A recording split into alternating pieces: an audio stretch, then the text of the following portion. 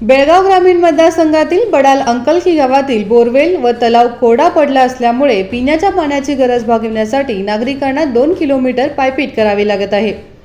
गावातील 20 बोरवेल पाण्याविना कोरड्या पडल्या आहेत।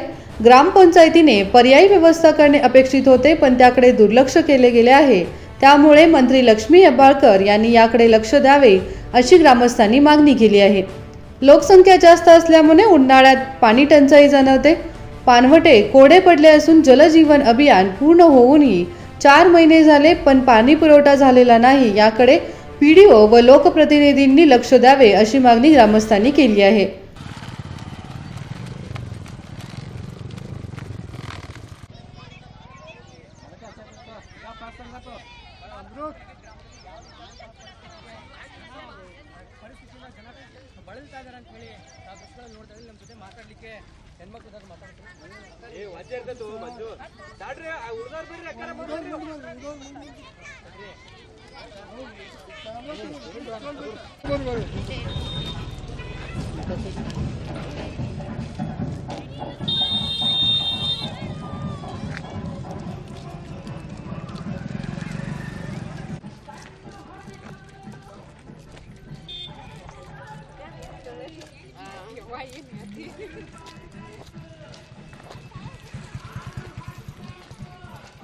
विनोद कोलकार, कन्नडम्मा न्यूज़ नेटवर्क, बेळगावी।